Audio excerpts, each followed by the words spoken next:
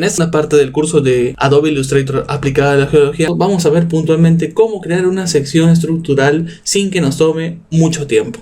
Entonces nos vamos a dirigir a la carpeta del curso y en la carpeta de secciones nos vamos a dar cuenta que tenemos 3 secciones estructurales hechas, inventadas, obviamente no pertenecen a ningún sitio, pero que nos van a ayudar bastante a definir nuestras secciones estructurales en Adobe Illustrator.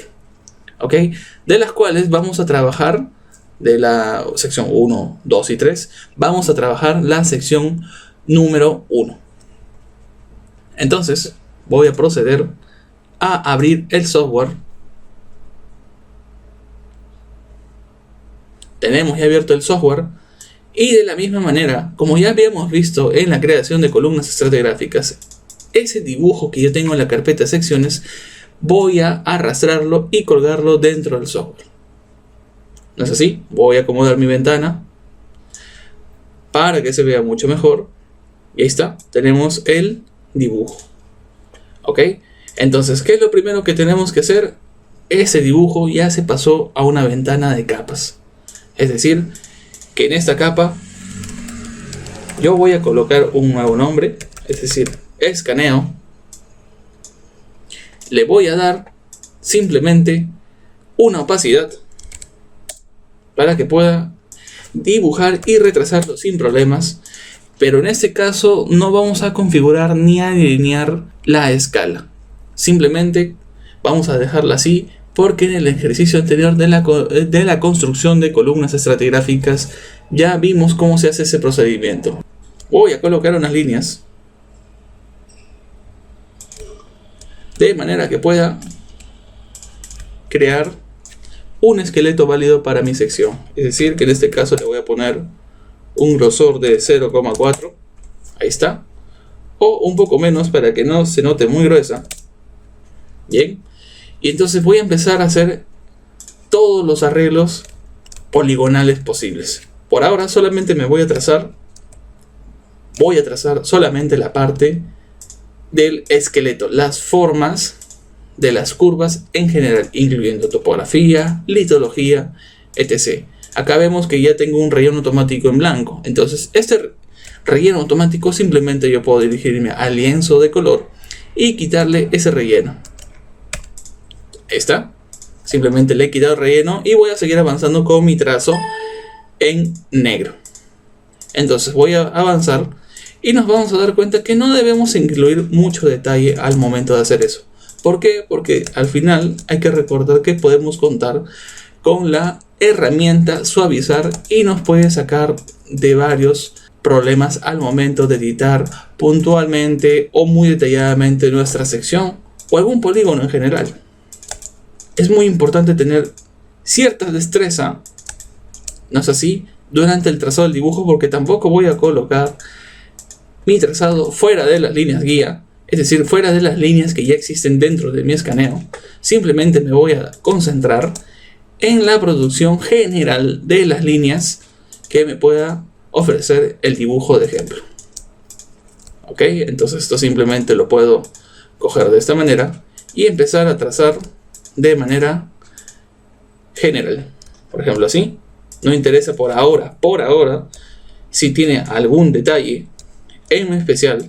Simplemente me voy a concentrar ahora en las formas. Si nos damos cuenta, quitamos el escaneo, se nota muy bien el suavizado. Puede ser de manera muy personalizada según el zoom y el grado del mismo que le pueda dar. Entonces hasta ahora me doy cuenta que voy bien. Voy a desactivar un momento el escaneo para que se note mejor. Estas zonas que se ven un poco cóncavas por aquí se pueden ver así, un poco más convexas. Ahí está, se nota mucho mejor. Si no me gusta el suavizado que le he dado, simplemente puedo ir con control Z atrás y rehacer esa parte del dibujo. Ahí está, se nota menos forzado, es más, se ve mucho más interesante. Entonces esas zonas muy poligonales simplemente las puedo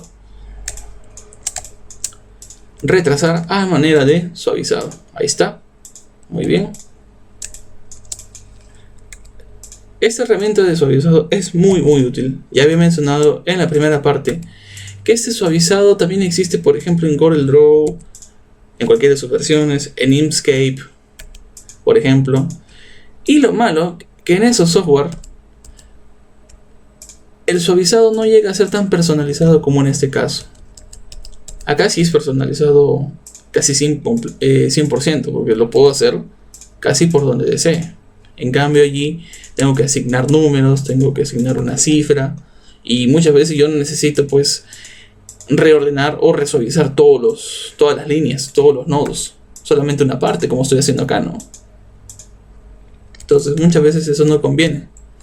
Y aunque claro, no voy a tener una forma ideal exactamente geométrica como yo quisiera, el resultado artísticamente es muy bueno. Una cosa son los contactos, como en este caso, los contactos netos, y parte de la topografía, obviamente. Los intrusivos los dejamos así, de esta manera, pero las fallas deben notarse en un grosor tal que puedan ser mucho más apreciables para que la estructura tectónica del sitio que tengamos sea mucho más interesante a la vista, para que destaque mucho más y que la sección sea mucho más completa. Entonces, de la misma manera, yo puedo seleccionar la imagen, hacer un doble clic y seleccionar la línea que tengo aquí, esta de acá. Al mismo tiempo se darán cuenta que cuando muevo esta línea, el relleno trata de cubrirse, porque el relleno va a tender a buscar o a terminar de rellenar la otra parte. Pero bueno, esa es una parte de demostración. Simplemente voy a presionar Control Z y esto vuelve a la realidad, a la normalidad. Y esto de acá también puedo seleccionarlo de tal manera que le puedo dar un grosor 0,7 por ejemplo. Ahí está. Esa falla de ahí se nota mucho mejor. Vamos a darle 0,75 y de la misma manera a las otras fallas. Selecciono la imagen, doble clic, selecciono cada una de estas, 0,75, ahí está. Selecciono esta también, 0,75 y de la misma manera esta también, 0,75. Es muy interesante ver cómo podemos hacer todo esto tan rápido. Y estas estructuras menores, que simplemente serán tipo de clases o fracturas o un tipo de fallas no especificadas, simplemente podemos seleccionarlas también de manera múltiple y les vamos a dar un grosor de 0,60. Nos damos cuenta que en realidad nuestras líneas son muy gruesas, al menos las de falla. Entonces vamos a tomar un consenso y simplemente seleccionar todas ellas y les vamos a dar un grosor universal un poco más sutil. Habíamos estado con 0,60, vamos a dejarlo en 0,40 o en 0,50. Ahí está.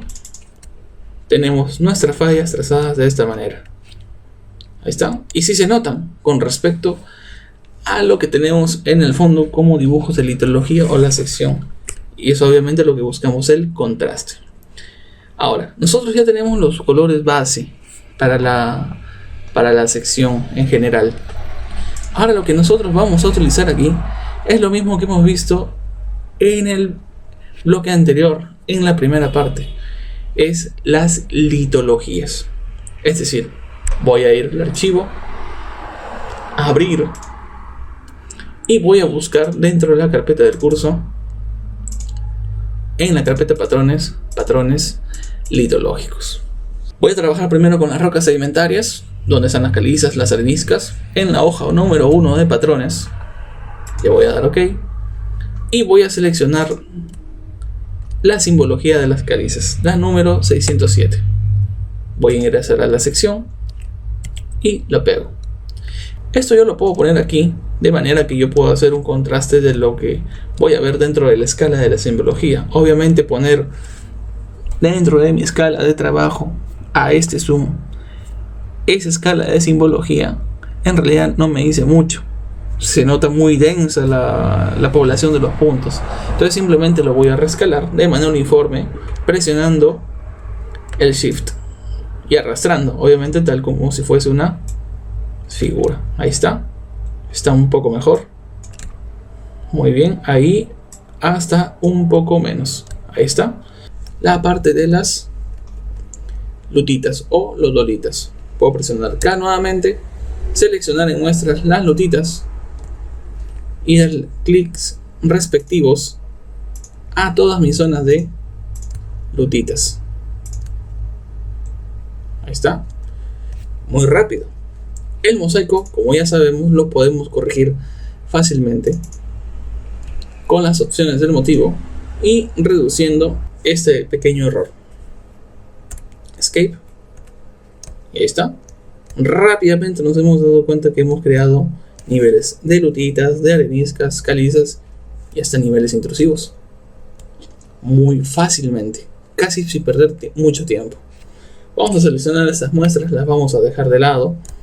Ok, al mismo tiempo voy a crear otra mesa de trabajo en la parte de la derecha. Voy a borrar esta primera de aquí. Y este dibujo que está acá lo voy a tratar de reescalar manualmente, como habíamos visto desde el principio. No lleva una escala previa, simplemente lo estamos tratando al azar. Como habíamos mencionado también en el inicio y en la parte intermedia de la primera parte, cada vez que yo rescalo debo tener en cuenta que los trazos que yo tenga aquí deben mantenerse a pesar de que yo rescale todo esto. Para asegurarme de ello, yo puedo seleccionar todo esto.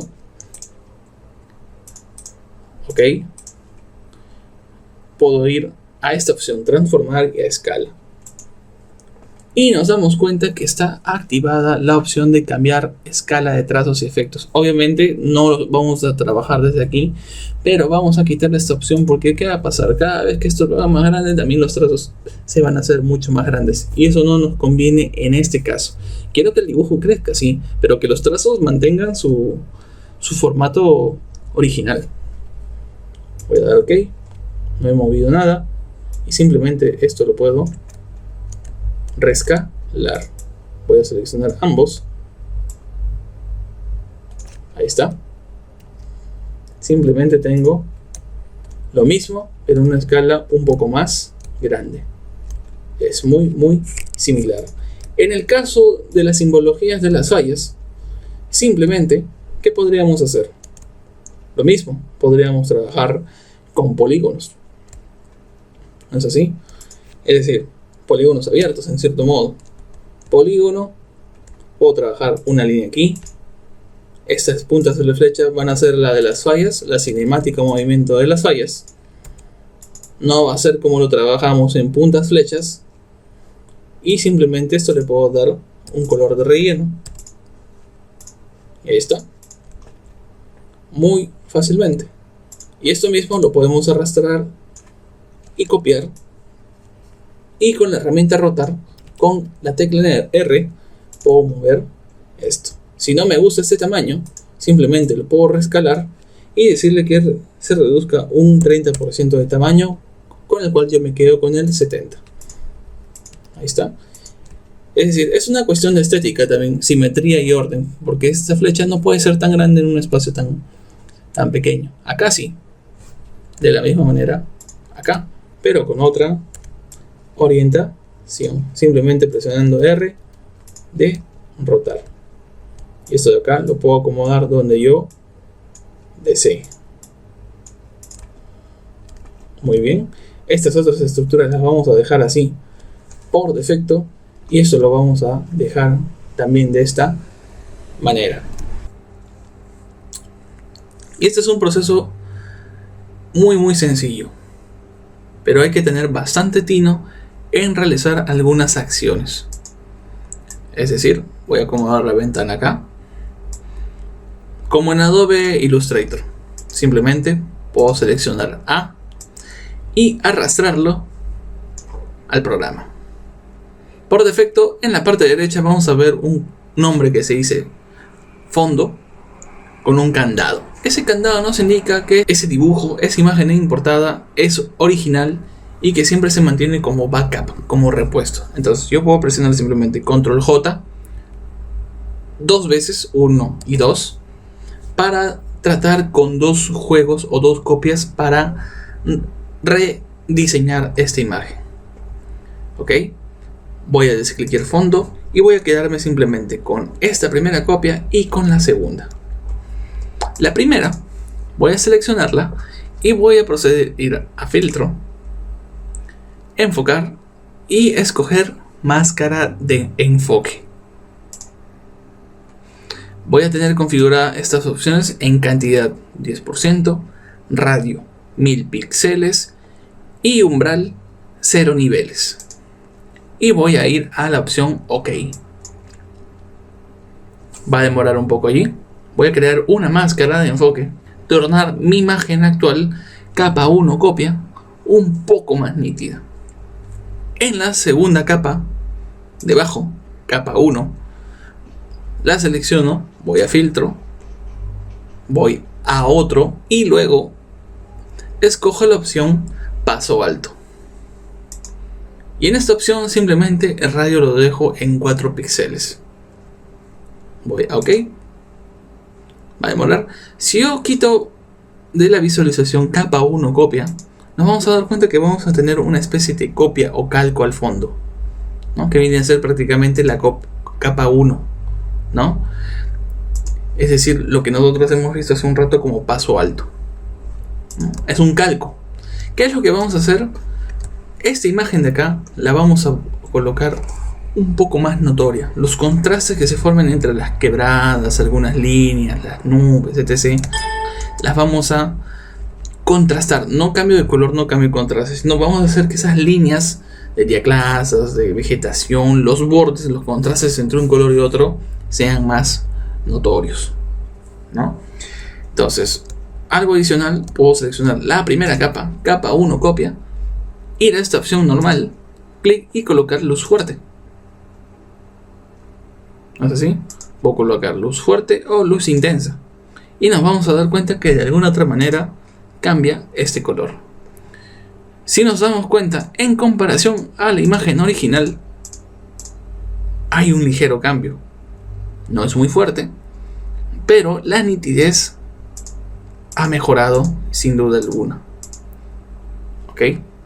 Esto vamos a combinarlo con un cambio de saturación de colores. Por ejemplo, poder imagen, ajustes y luego utilizar la opción tono y saturación. En tono puedo ir desde colores calientes, fríos, rojo, amarillo, verde, azul. Voy a colocar esto en 5. La saturación simplemente es cuánto color yo le quiero agregar a mis elementos. Obviamente no puedo hacer esto. Puedo colocar hasta 16, de acuerdo también qué colores me arroje la pantalla. Esta primera parte nos ayuda bastante para ver que los colores pueden mejorarse, pero siempre y cuando sin hacer exageraciones, de manera que tampoco falseemos la realidad.